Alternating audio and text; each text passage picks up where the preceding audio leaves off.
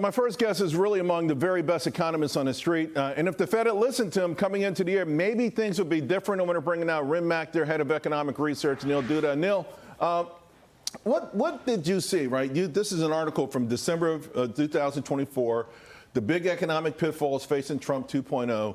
You saw something that most did not see. What was it? Well, it was basically the Fed had cut at that point almost 100 basis points. Right. And think about what was going on with housing. It was still frozen. Think about what was going on with private sector hiring rates, private sector firing rates. They were both, hiring rates were really low, quit rates were really low. So Trump inherited basically a housing market that was frozen and a labor market that was frozen. And at the same time, a lot of these state governments basically thought the COVID relief was going to be permanent. Obviously, that wasn't the case. Right. And now they're cutting back. So I think he was inheriting a much weaker economy than people appreciated at the time. So yesterday when the PPI number came out, this chart made the rounds and it's essentially saying, OK, you have all of these regional Fed surveys going in this direction in terms of prices. And all of a sudden, the PPI comes in here. Mike Green weighed in and he said, well, you know, he said something to the effect, well, tariffs are almost like a tax or something to that effect. And I thought it was interesting because you put out a chart today, RenMac, that essentially kind of says the same thing. Explain this notion, this debate. Tariff is something that's going to, you know, be this huge inflationary shock or more or less a one-time tax. Well, I mean, so I think the way to think about this is what is nominal growth doing, right? Like, so if you're putting a tariff on, what we know about tariffs, Charles, is tariffs raise cost. Who ends up paying the cost is something that... That's the debate. That's the debate. And, you know, what we're seeing is basically because nominal income growth is slowing, I mean, we mentioned the labor markets are getting worse. That means that consumers don't really have the ability to absorb higher prices. So what's going on? Well, what's going on is that in this competitive economy of ours, we're seeing firms basically trying to compete against each other for market share, and as a result, they're absorbing a lot a lot of the tariffs. That doesn't mean that it's necessarily a good thing, right. But that's who's bearing the cost. Maybe it's more of a bad thing from a stock market's point of view, and if you're looking at for margins, and share prices. But some would argue, and this is one thing I've talked about, you know, for decades the margins traded between 6 and 8%. They got to 15, 16%. They're pretty high right now historically. I mean, if I'm a company and I want to bring something back over, you know, build something here, I may take a hit, but it wouldn't take me back to levels that we were just maybe a decade and a half ago.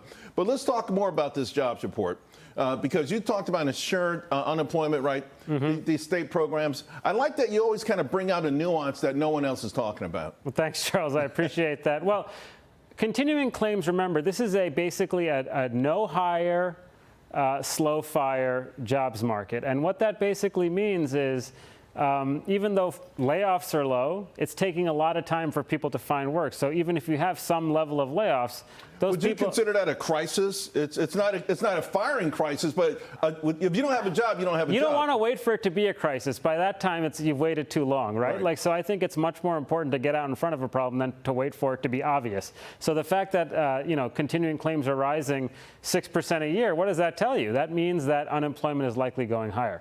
Stephen Myron, you know, he's kind of sailing through, right? This is an intriguing article saying, okay, you know, maybe some key questions weren't asked about default, the weak dollar, mass firings at the Fed. We know that the administration wants to have a new look Federal Reserve.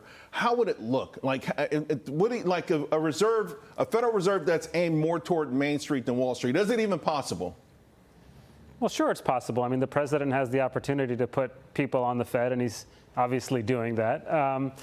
I think the most simplistic way to think about this right now is that if it's Main Street over Wall Street, it's a Fed that's probably going to elevate employment relative to inflation right now, and that gets you the cuts that the president wants. Before I let you go, all right, so you always talk about what the Fed's going to do and what you like to see them do. I think everyone's looking maybe 75 basis points here for the Fed. I'm not sure here, but what would you like to see? What do you think they should be doing? Well, I mean, you mentioned 75 right now. I mean, that's a stretch, frankly. I mean, I think that's the risk for the market, right? Last year, I thought what they should do and what they would do was aligned. Right. This year, I feel like what they should do and what they will do isn't so much aligned. So maybe they won't do 75. It's possible. I mean, certainly they're not going to be able to meet the market's expectation for 2026. I think I could see a scenario where the markets price in 6 cuts for next year because I do. Really? Well, I mean, part of that has to do with the fact that I think they might So underdeliver. 150, what would you think the Fed will deliver then in that scenario? A lot less than that? Well, I mean, I think that. What do you mean by a lot less than that? I mean, I think you can get a scenario where they're cutting twice this year and 6 times next year. Oh, really? How's Okay, that? Yeah. and that would be okay in terms of. I mean, it's not going to be okay. One of the reasons why they'd be cutting that aggressively in 2026 is because they're behind the 8 ball. Behind the 8 ball. So does that mean would they save face and help the economy and maybe the markets by going 50 this time or at least sometime before the year's over? Yes, I think they should go 50. I don't think they will go 50 because, as Secretary Besson says, you have a lot of people on the FOMC with TDS, tariff derangement syndrome. So, look, I mean, the fact that unemployment is going up and core inflation, you mentioned CPI, right? Core PC is going to come in at 0.2 probably after you run all the numbers out. That's actually right in the strike zone for the Fed. So I think you can make a pretty strong case for a 50 basis point move up front. I don't think the Fed's going to go there, though. Neil, thank you so much. Thanks, Charles. Appreciate it.